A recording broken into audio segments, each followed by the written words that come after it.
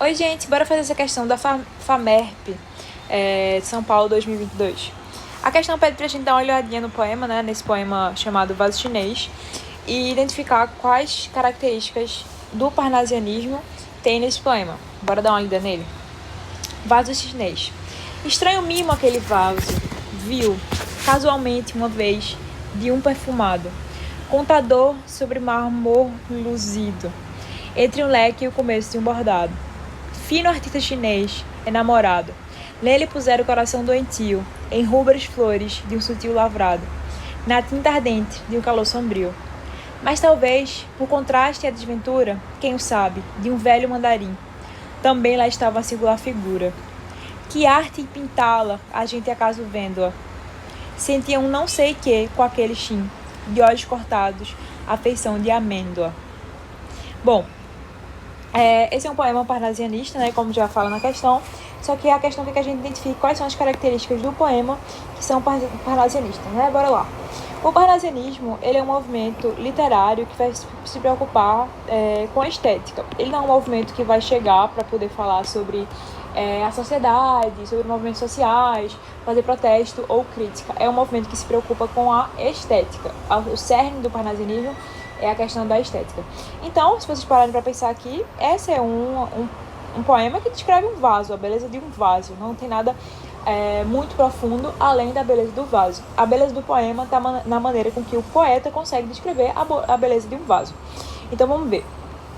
São características do poema que o identificam como parnasianismo, que o identificam como parnasianismo. Bora lá. O misticismo e elogio idealizado às sociedades orientais. Não. Primeiro que a gente não fala muito sobre misticismo no poema, ainda que tenha alguma parte da cultura, cite um pouco da cultura oriental, e nem fala sobre as sociedades orientais, não tem nada explícito em relação a isso. E isso não seria uma característica do parnasianismo, né?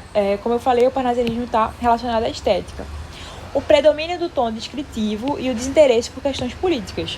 Essa, para mim, é a alternativa correta, porque ele está descrevendo o vaso, então o foco do poema é a descrição de algo irrelevante, né, que seria, assim, para uma questão social, que seria um vaso, e ele não se aprofunda em nenhum outro tipo de questão, como a sociedade chinesa, como, sei lá, a condição com que a pessoa que fez esse vaso estava.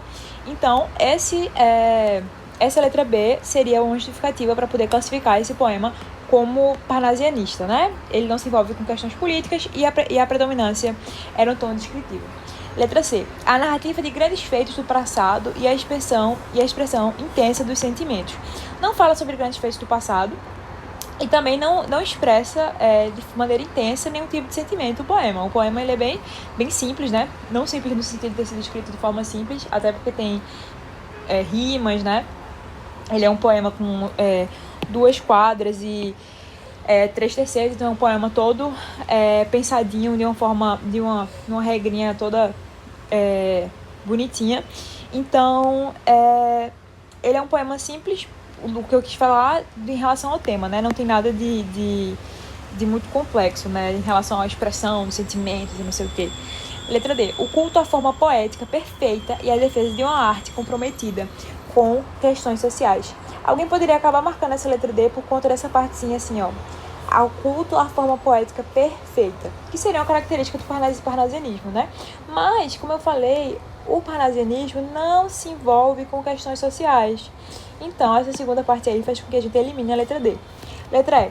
A transgressão formal e a tematização do sofrimento do artista. Ele não fala sobre o sofrimento do artista em momento algum. O poema ele é simples, ele fala sobre a beleza de um vaso e ponto. Então não tem sobre o sofrimento do artista, sobre o sofrimento do poeta, não fala sobre isso.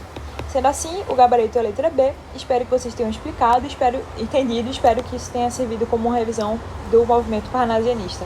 Abraço e boa